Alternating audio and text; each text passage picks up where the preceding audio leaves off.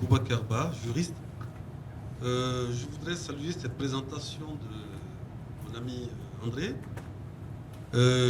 En intervenant, moi je suis très intéressé de voir comment notre ami André peut nous aider à travers sa réflexion à approfondir un peu cette question de territorialité, qui est vraiment une question essentielle dans le contexte malien, au moment où nous allons envisager la conférence d'entente nationale dans quelques semaines ou dans quelques mois. Vous voyez, si j'ai bien saisi votre présentation, la question des territorialités est en train de descendre dans le centre du pays. Je ne sais pas si on a eu le temps de bien analyser les questions des centres. J'ai vu des communications sur le pays d'Ogon.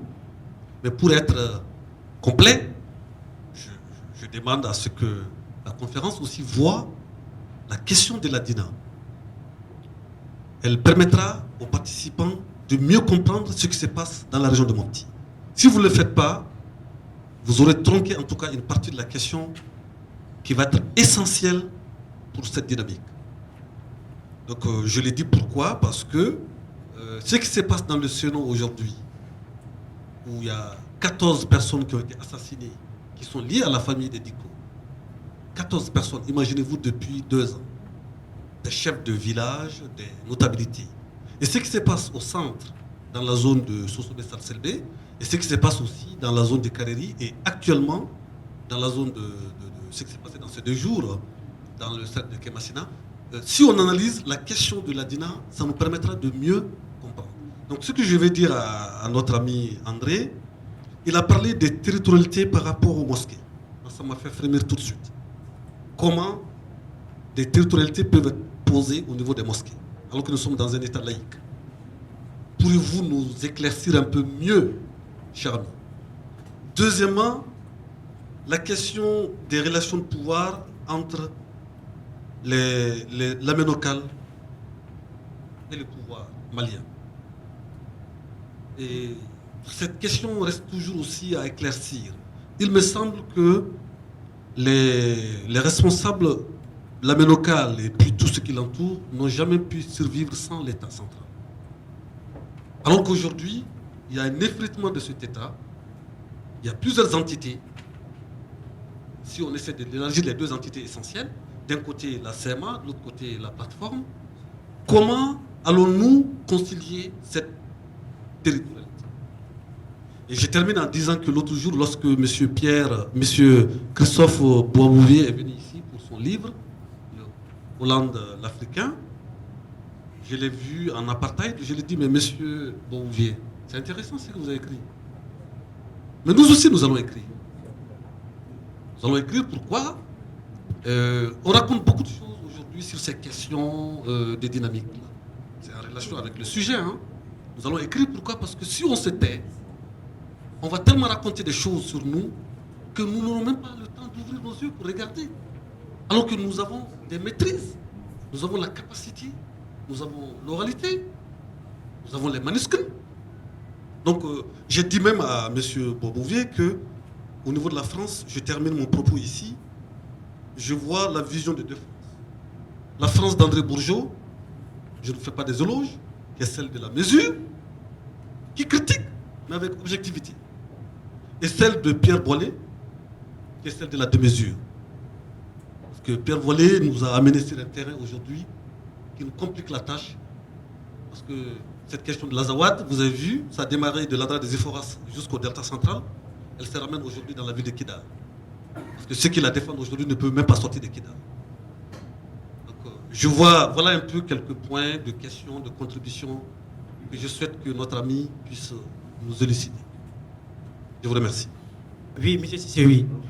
Donc, bon, je ne voudrais pas toucher cette partie, mais pas la souligner, je vais intervenir là-dessus. Et concernant les deltas centrales, pour ces colloques, moi j'avais postulé avec les Djoro, en rapport avec la décentralisation, l'histoire même des Djoro, mais malheureusement, je n'ai même pas reçu des réponses, des réceptions de ma candidature. Voilà, donc, Maintenant, on allait prendre peut-être quelque part ici la situation du Delta, mais malheureusement, tel n'a pas été le cas. Maintenant, pour ce qui est du professeur, il y a 3 questions à votre niveau.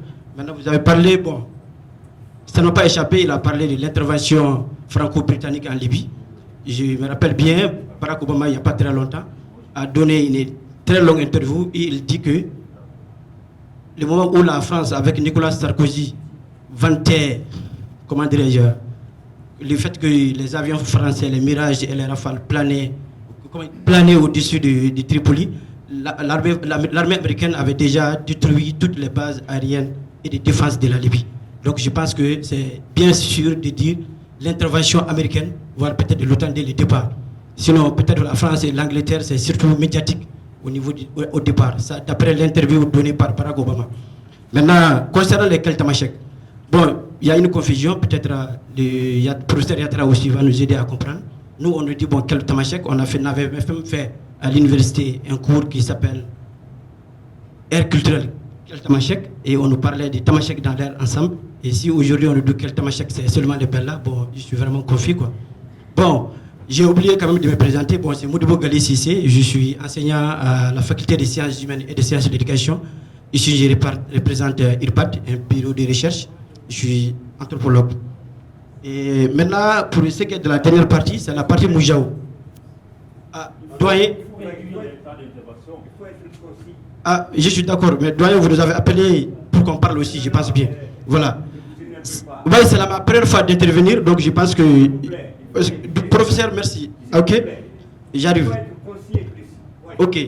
Pour ce qui est de Moujao, maintenant, l'étude de l'ISS qui vient d'être publiée, j'ai participé à cette étude, j'ai couvert la région de Gao, et c'est de mars 2016 à juillet 2016, et elle est disponible sur le net. Et je pense bien, on doit se comprendre ici, quand on parle de Moujao, bon, bien vrai qu'il y a la scission, c'est vrai, mais les Moujao à Gao, c'est surtout les Arabes de Gao. Et d'après nos enquêtes, toutes les rébellions Touareg étaient destinées, c'est-à-dire ont été la première population à subir la rébellion, c'est surtout les Arabes. Donc on les déposait de leurs biens, on les dépouillait de tout ce qu'ils avaient. Et maintenant pour échapper à cela, ils se sont constitués et ils se sont organisés. Et c'est les Moudjaou, c'est les Arabes de Gao, les Yero, les Omar Ould Hamaha, c'est les Arabes. Et c'est autour de ces gens que la révolte, l'organisation s'est faite et ils se sont engagés contre la rébellion. Et il y a maintenant des populations qui ont suivi. Par exemple, Ansar al-Sunna, le mouvement de Kadi, qui regroupe 23 villages.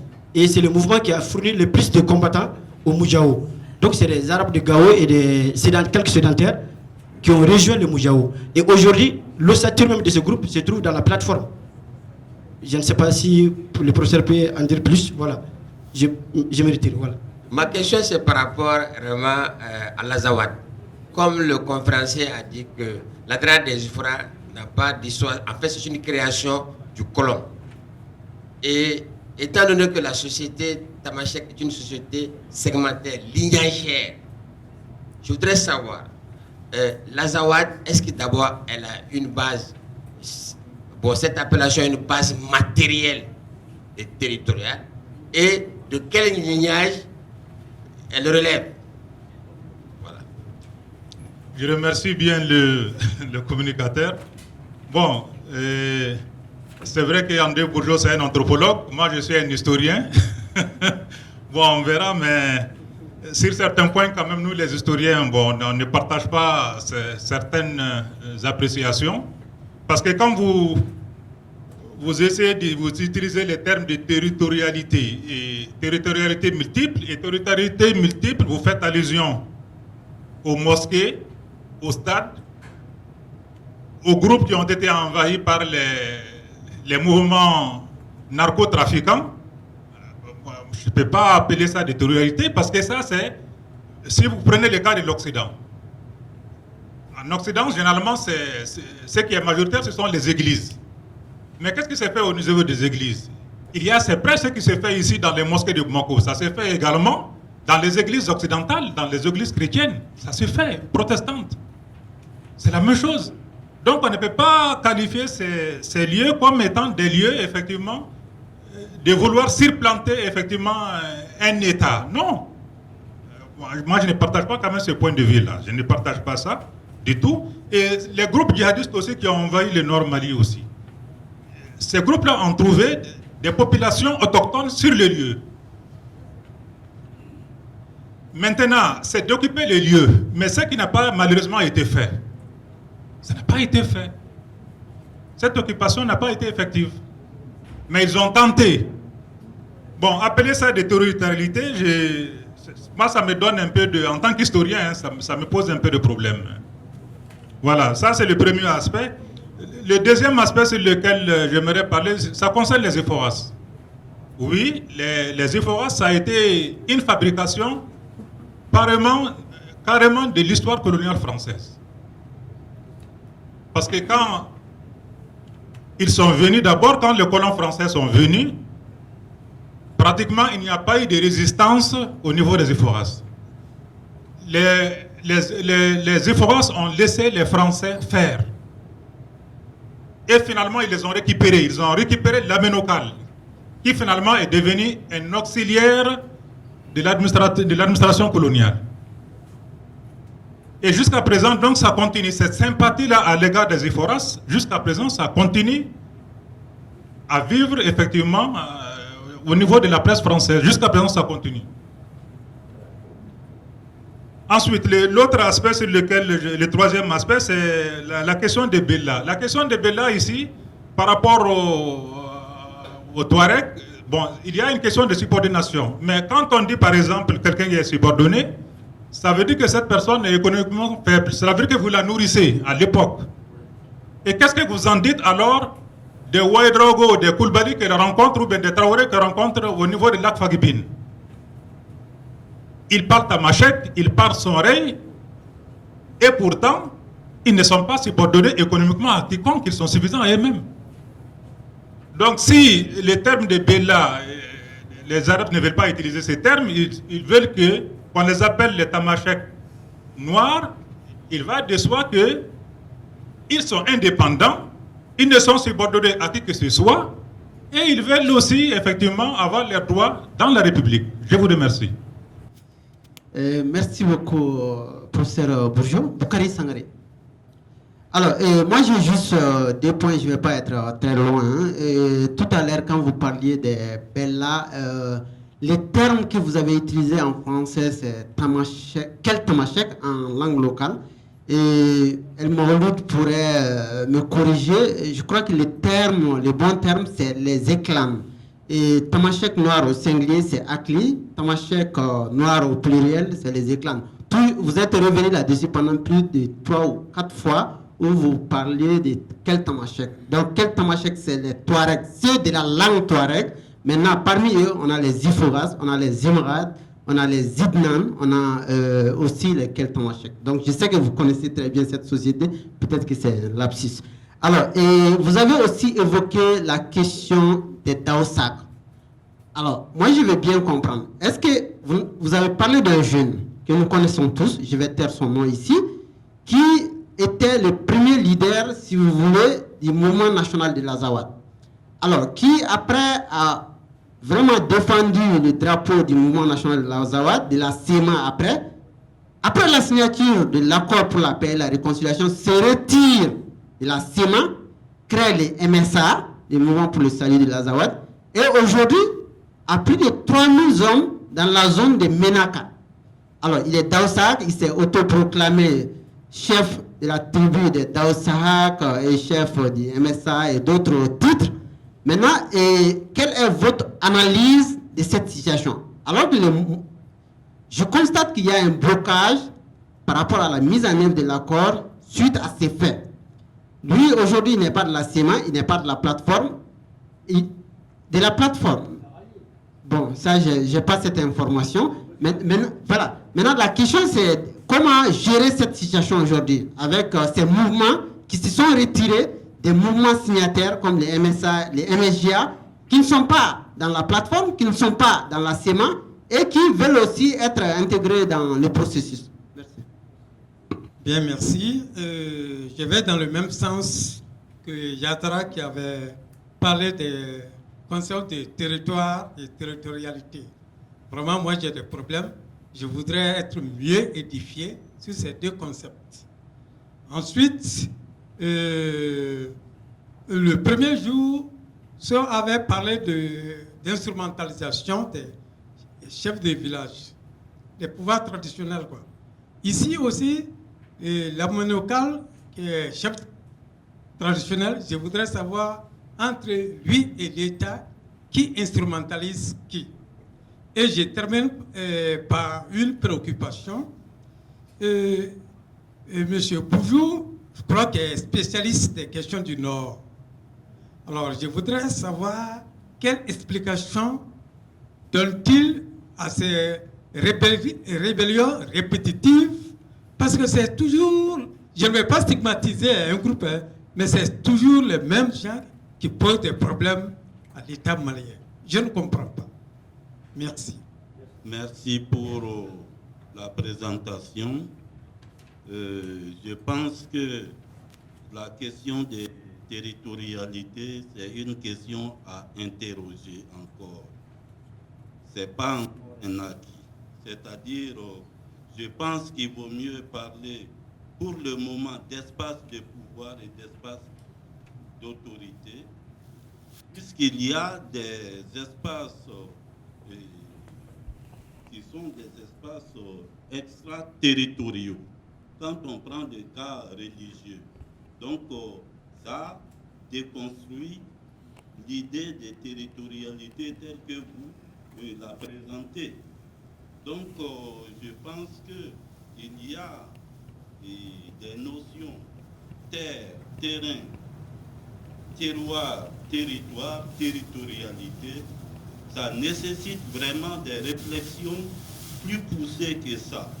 Parce que c'est des réalités qui sont en même temps politiques, anthropologiques et sociales et qui méritent des analyses plus poussées. Si bien que je crains qu'on arrive à une territorialisation des espaces d'autorité sans terrain, ce qui peut arriver. Donc vraiment, je pense que c'est au stade de réflexion et ça mérite d'être encore étudié. Je pense que c'est peut-être quelque chose, ça peut même mériter en soi un colloque à part, parce que cette question touche tellement d'aspects. On ne peut pas souscrire dans... Ce n'est pas lié forcément à... Pour le moment, il vaut mieux parler d'espace de pouvoir, d'espace d'autorité. Et peut-être quand on va aller plus loin, on pourra voir quels sont les glissements entre ces types d'espaces-là et quelle construction on peut en tirer, quelle déconstruction on peut en tirer. Parce que donc là, je pense que c'est bien comme réflexion pour le moment, mais pour le moment, je ne pense pas que ce soit quelque chose qu'on peut considérer comme cuit. Et en anglais, it is not yet cooked. Not yet cooked. Et bon, malheureusement, je m'arrête là.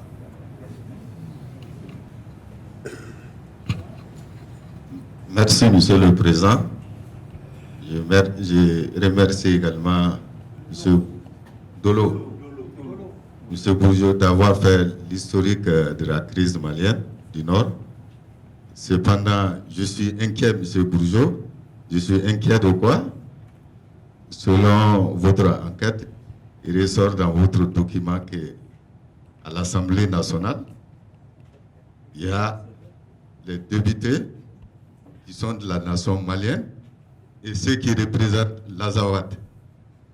Donc moi, aujourd'hui, à ma compréhension, je comprends que l'Assemblée nationale constitue la représentation du peuple du Mali. Aujourd'hui, si on parle des représentants de la nation malienne et de la nation de l'Azawad, je comprends qu'il y a deux peuples en ce moment. Donc maintenant, ma question est de savoir, mon inquiétude c'est quoi? Est-ce que ce n'est pas l'unité nationale qui est compromise? Je vous remercie. Oui, j'ai senti beaucoup de souffrance en réaction à ce que M. Bourgeot a dit. Pourtant, je pense que le manque de positivisme de son discours, c'est-à-dire qu'il a parlé de territorialité, de processus très compliqués qui sont en gestation, etc., a créé une sorte d'inconfort et d'insécurité. Pourtant, je pense que c'est, dans le cadre de ce colloque, c'est important. Je vais vous donner un exemple qui vient du sud, pas du nord. Lorsque nous faisions cette enquête avec l'équipe, je me disais,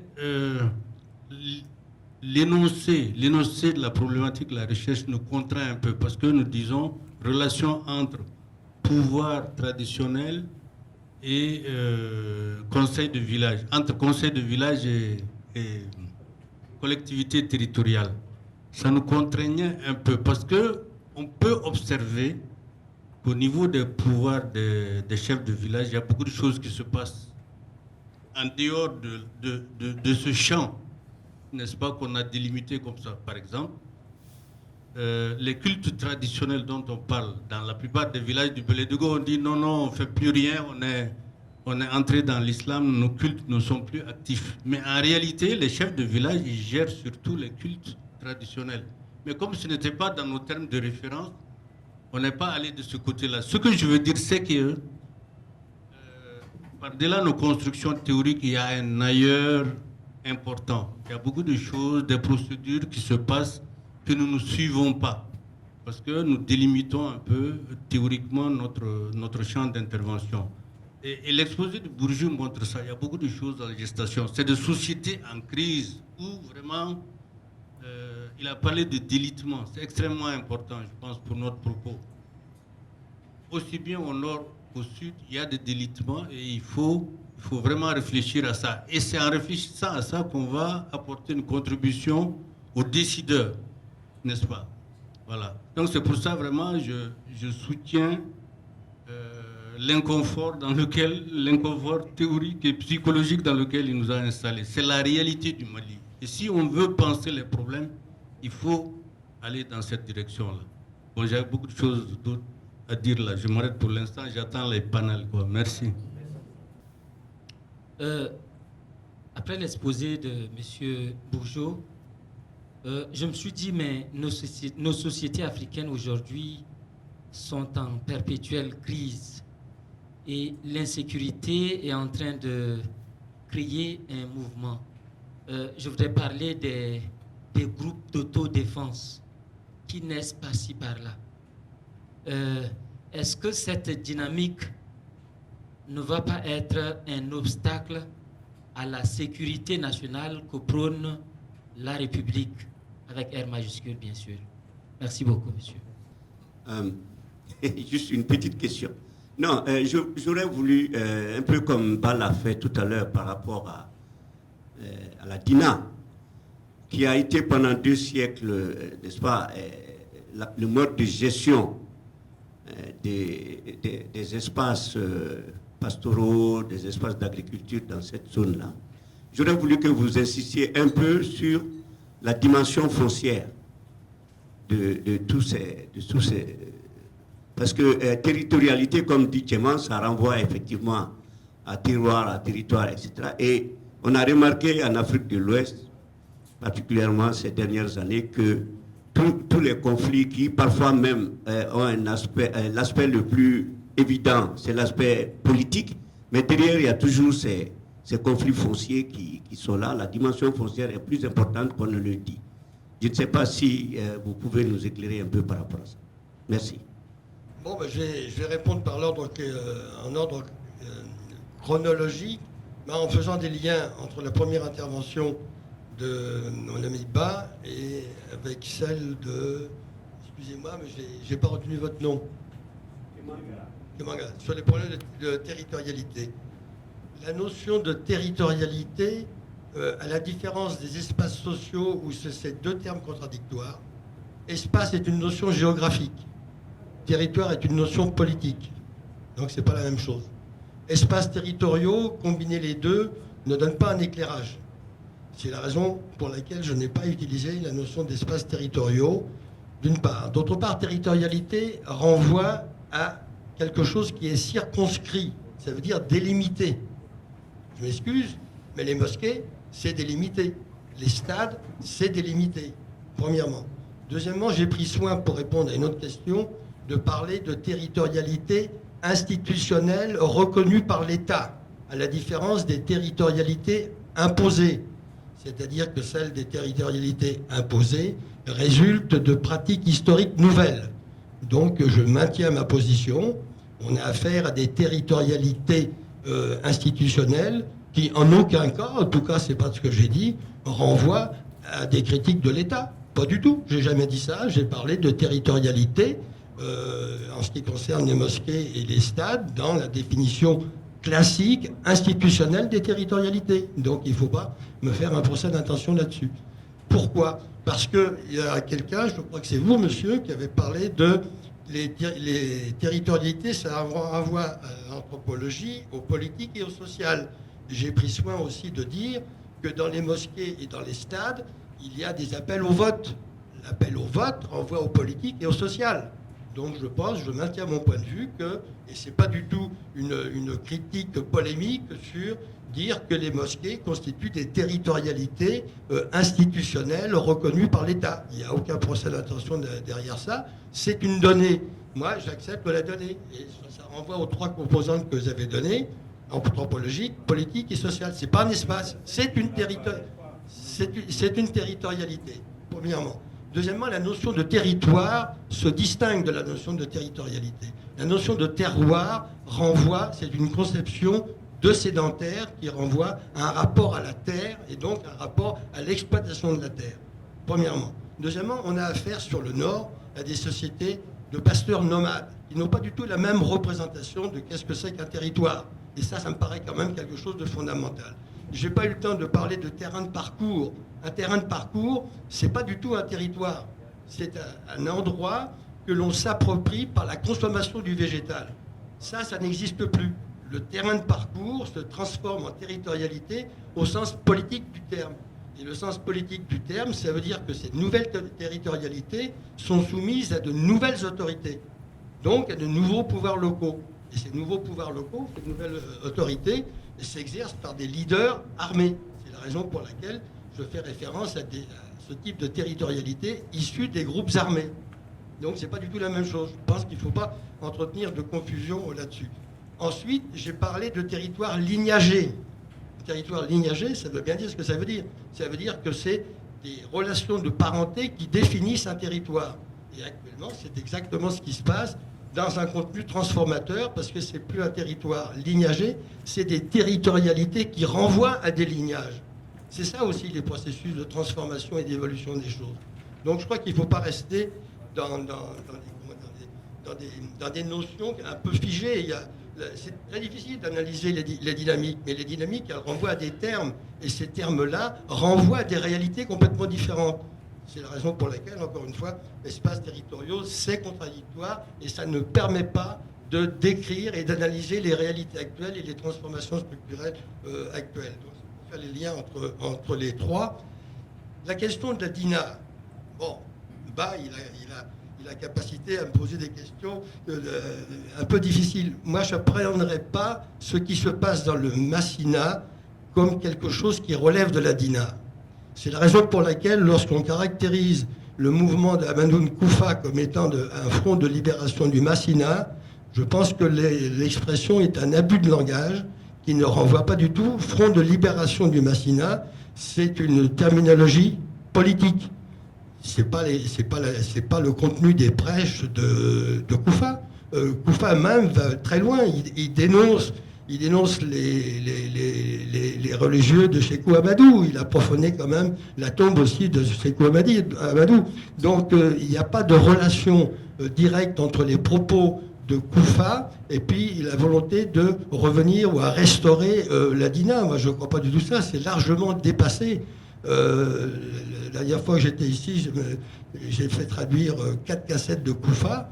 C'est très clair. C'est une nouvelle dimension du salafisme djihadiste dans ses rapports au territoire. Et c'est dans ces circonstances-là que se crée un groupe d'autodéfense dogon. Ça veut dire donc aussi que c'est générateur d'ethnicité et d'ethnicisme. Donc se référer tout de suite à la DINA, je pense que c'est une erreur d'analyse politique. Ce qui ne veut pas pour autant dire qu'il ne faut pas prendre en considération l'organisation politique de la DINA. Parce qu'effectivement, la DINA, sauf erreur de ma part, il y a des historiens, ils vont pouvoir me contredire, je crois qu'il y avait 8 régions militaires qui étaient organisées, je dis bien régions militaires, la DINA, donc Gourma centrale, chapeautées par des instances religieuses. Donc on retombe sur le problème des instances religieuses, dans un contexte complètement différent. Le contexte de l'époque, ce n'était pas le salafisme djihadiste. Donc quelque part, il faut bien prendre en considération les aspects nouveaux qui génèrent aussi de nouvelles réalités, de nouveaux pouvoirs et de nouveaux types de territorialité. C'est la raison pour laquelle je crois qu'il ne faut pas s'enfermer dans des expressions toutes faites. Donc, territorialité des mosquées, je pense y avoir répondu. L'aménacale avec le pouvoir malien. La description que j'ai faite des relations de pouvoir entre l'aménacale et le pouvoir central, c'était dans un contexte, et je ne l'ai pas dit, mais on ne peut pas tout dire comme ça quand on parle, c'était dans des contextes de paix. Important à mentionner. L'autorité je dis bien, et les pouvoirs détenus par les différents aménacales passaient par une alliance objective avec le pouvoir étatique. Sans ce pouvoir étatique, la chefferie ne pouvait pas avoir une autorité, ne pouvait pas conforter son autorité. Maintenant, dans des contextes de conflit, on peut dire, c'est là, et je pense avoir fait référence à ça, que les leaders communautaires, de facto, se sont ralliés au nouveau mouvement. Et quand ils se sont ralliés, aussi sous différentes formes, et moi je ne connais pas de leaders communautaires des groupes armés qui ont condamné ces groupes armés. Intalla, je m'excuse, contrairement à ce qu'on a dit, il était quand même très proche du MNLA. On a même dit qu'il était membre du MNLA, ce qui est quand même un élément nouveau, parce qu'il quitte l'orbite du pouvoir, du pouvoir central. Donc, dans des contextes de conflits armés, c'est souvent des attitudes ambiguës, très ambiguës. J'ai dit aussi que les leaders communautaires avaient tendance à se rallier et qu'ils ont, pour un certain nombre d'entre eux, assuré leur fonction de médiateur, conciliateur, qui est aussi inhérent à leur fonction initiale dans les structures dites traditionnelles. L'Azawad. Donc, je réponds aussi à... C'est toi, Edmond, qui a fait référence à l'Azawad. Bon, je suis un peu fatigué de dire que l'Azawad est une construction politique inacceptable. Je dis bien inacceptable. Azawad, il y a 3 sens, le mot Azawad. Le sens ethno-géographique, l'Azawad, c'est l'espace compris entre Tombouctou et Arawan. Ça, c'est les terrains de parcours. On retombe sur le problème des territorialités. Les terrains de parcours sillonnés surtout par les pasteurs nomades morts Badabish. C'est 380 km², pas plus, c'est tout. Ensuite, il y a une deuxième acception de la notion d'Azawad, qui est une acception d'ordre administratif. Mais une catégorie administrative, ce n'est pas une catégorie politique, il ne faut pas mélanger les choses. Donc cette catégorie administrative, elle est issue de la signature des accords de paix d'Alger 1995. Ensuite, une troisième acception qui est une fabrication, je dis bien une fabrication politique créée par le Mouvement national de libération de l'Azawad, qui dit, vous pouvez reprendre des textes, hein, je ne suis pas historien, mais je suis des textes, qui dit la chose suivante, c'est que l'Azawad, selon le MNLA, est le territoire ancestral, je dis bien ancestral, des Tamashek, qui a été supprimé, accaparé par la colonisation du Mali. C'est pas moi qui parle. Qu'est-ce que vous faites face à ça? Moi, je suis chercheur, je dis c'est inadmissible. On ne peut pas dire des choses comme ça. C'est pas vrai. L'Azawad n'a jamais été le territoire ancestral desquels Tamashek, dont la colonisation malienne aurait été saisie de cet espace. D'abord, il n'y a jamais eu, à ma connaissance, et je parle devant les historiens, il n'y a jamais eu ni chefferie, ni royaume, ni empire de l'Azawad. Donc c'est une construction politique totale qui vise à légitimer la propagande et les finalités du MNLA sur ses finalités indépendantistes. C'est uniquement ça. Donc le chercheur que je suis, qui a le souci aussi des réalités historiques, ne peut pas accepter ce genre de choses. Ce qui me paraît important sur l'Azawad, c'est que c'est un enjeu fondamental, je dis bien fondamental, dans le contenu des accords de paix. Et je me pose la question suivante, est-ce que lors de la tenue de la conférence d'entente nationale, ça ne va pas faire l'objet de pseudo-débats, parce que je doute fort que ce soit vraiment des débats et des confrontations, qui va aller dans le sens de la légitimation de cette notion d'Azawad. Si tel en était le cas, ce serait porteur de conception d'une partition. Ensuite, je rajoute la chose suivante. Pour répondre à la question de monsieur, avec les dissidences qu'il y a eu au sein du mouvement national de libération de l'Azawad, ces mouvements-là, dont l'un d'entre eux a rallié la plateforme, les deux veulent rallier la plateforme pour des raisons d'opportunité. Ils ne quittent pas la référence à l'Azawad. Si effectivement ils veulent avoir une position loyaliste, ils peuvent très bien créer un nouveau mouvement pour se démarquer de leur position antérieure. Ils ne le font pas. Donc que vous le vouliez ou non, la notion d'Azawad incorpore d'une manière subconsciente, inconsciente, quel que soit le terme que vous utilisez, quelque chose qui fait référence à l'indépendance. Que vous le vouliez ou non. Voilà. Bon, ensuite, je crois que j'en ai fini pour répondre là-dessus sur la notion d'Azawad. Si c'est quel tamashek. Donc ça pose le problème de la définition de l'ethnonyme. Ce qu'on a appelé les Touaregs, qui est un terme d'origine arabe, la plupart du temps, pas partout, en Algérie, c'est pas le terme, mais quel tamashek fait référence à la langue. Parce que c'est important pour les quel tamashek, ce qu'on appelle les Touaregs. La langue, c'est quelque chose d'extrêmement important qui fait en sorte que ça caractérise, en fonction des variantes locales, un ensemble culturel. Je dis bien culturel, pas politique. Une communauté culturelle et une communauté politique, c'est deux choses complètement différentes. Le problème étant que dans les circonstances de conflits, de crises armées, on instrumentalise le culturel à des fins politiques et on crée l'amalgame entre culture et politique. Et une des raisons pour lesquelles je dis qu'il existe une communauté culturelle sur l'ensemble du monde touareg, c'est qu'effectivement, c'est la même culture qui est partagée sur le plan linguistique, sur le plan des contes, sur le plan des croyances, sur le plan des représentations, etc. etc. Ça participe de la culture. Mais il n'y a jamais eu de communauté politique unique, en aucun cas. Jamais. Ça a été des unités politiques autonomes les unes des autres.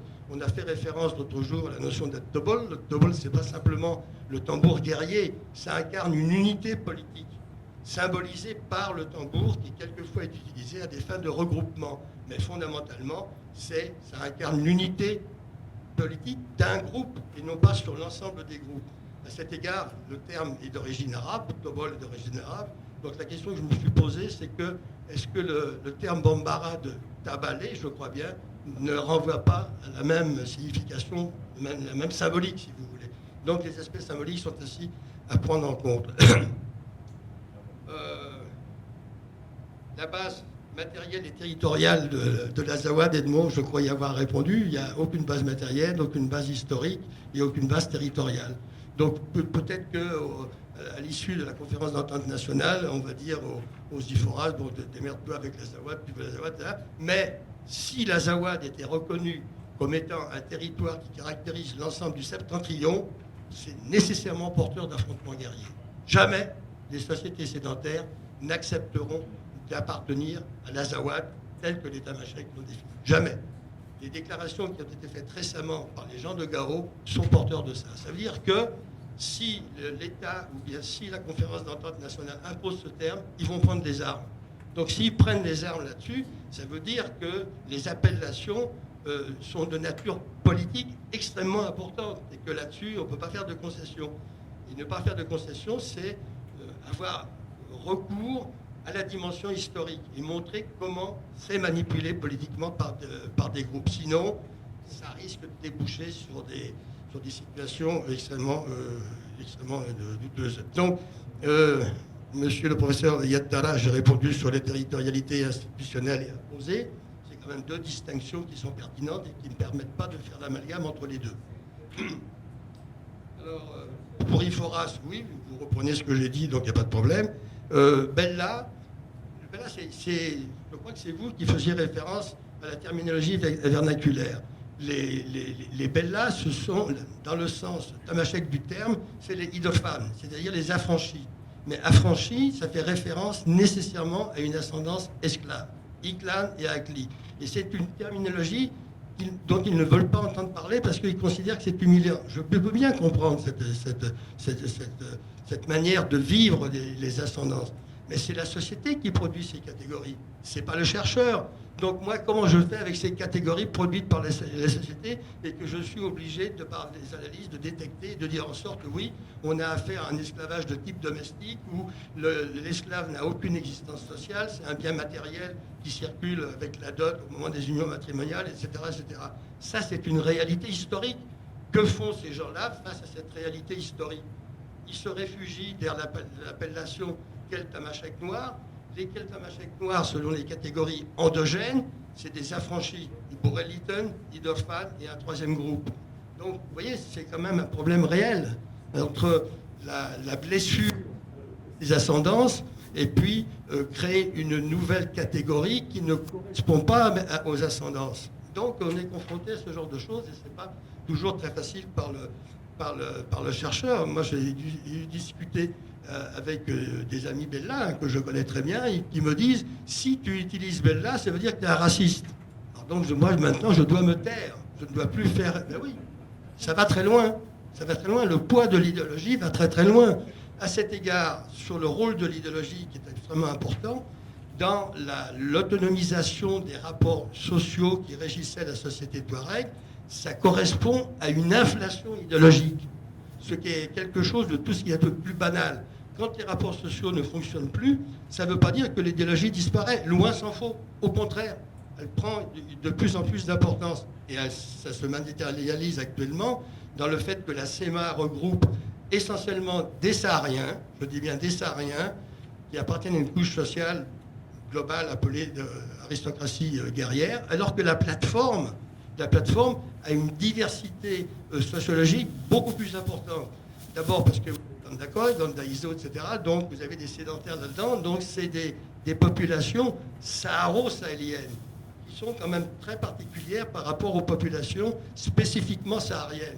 Il ne faut pas perdre de vue que la Nord des Iforas a été un isolat ethnique pendant des décennies. À l'issue de la révolte de 63-64, tout le Nord était interdit. Bon, moi, à l'époque, on m'a demandé de faire une mission sur la relance des coopératives d'élevage, mais tout ça était un isolat. Donc, les conditions de non-intégration dans la nation malienne a fait en sorte que, effectivement, c'est des distinctions importantes. Alors, 3000 hommes dans le MSA, moi, je veux bien, mais je peux aussi avancer un autre chiffre. Je peux dire 4000 ou 5000. Je n'ai aucun moyen de vérifier ce qui se dit. Donc, 3000, pour moi, ça n'a absolument aucune importance. Ce n'est pas significatif. Ce n'est pas du tout rien dire. Ensuite, Jean-Yves, Aménocal, qui instrumentalise qui? Je trouve la question pertinente parce qu'elle se pose en ces termes. Effectivement, ça se pose en termes de manipulation permanente. Et dans le cadre des manipulations permanentes, il y a toujours des rapports de force qui s'établissent, mais qui ne peuvent pas se pérenniser. C'est ça le problème des manipulations et des dynamiques de ces sociétés segmentaires lignagères. Ça ne peut pas se pérenniser. C'est ça aussi la Ensuite, explication des rébellions répétitives. Bon, ça prendrait beaucoup de temps. C'est la raison pour laquelle je dresse simplement un constat. À chaque fois, vous pouvez le vérifier historiquement, à chaque fois où le pouvoir central est affaibli pour des raisons X, Y différentes, chaque fois vous avez apparition des rébellions touareg. Donc, moi qui suis un peu bête, je me dis, mais tiens, c'est quand même bizarre. Pourquoi à chaque fois que le pouvoir central étatique est affaibli, il y a apparition de rébellions? Donc je me dis, mais il y a peut-être des gens qui soutiennent, venant de l'extérieur. Bon. C'est une hypothèse, en tout cas, qui n'est pas écartée. Elle n'est pas écartée, et je m'appuie quand même sur le fait que lorsque le MNLA a été bouté de Gao, je dis bien bouté, affaibli militairement complètement, et qui s'est réfugié à El Khalil, complètement dans le nord, à côté de Tessalit, et quand on lui remet le pied à l'étrier à Kidal, alors que l'opération Serval avait libéré Gao et Tombouctou, C'est la même opération Serval qui met le pied à l'étrier du MNLA, militairement défait, à Kidal. Donc je suis en droit d'envisager plus que des hypothèses. Et les conséquences de ça, c'est quoi? C'est encore la situation actuelle. Donc je me dis, il y a quand même des responsabilités politiques extrêmement graves dans cette situation. Comment expliquer que des gens qui sont signataires des accords de paix, qui reconnaissent l'intégrité territoriale, font en sorte qu'ils se disent, votre intégrité territoriale, vous la mettez où vous voulez, mais pas pour nous. Donc de facto, ils créent les conditions d'un statut particulier. Et ce statut particulier est, que vous le vouliez ou non, accepté par la communauté internationale, par Barkhane, MINUSMA, Barkhane et par le médiateur. Donc l'imbécile que je suis, je me dis, mais pourquoi on soutient un mouvement qui ne représente que lui-même? Quels sont les enjeux qui peuvent y avoir derrière? Pourquoi on soutient un tel mouvement? Pourquoi on ne l'oblige pas à respecter les conditions d'application de ce contenu? Je vous pose la question, maintenant c'est vous qui allez peut-être me répondre. Merci beaucoup. Voilà. Ensuite, est-ce que j'ai répondu à tout le monde? C'est pas sûr. Si? Ça y est? D'accord, merci. Merci bien.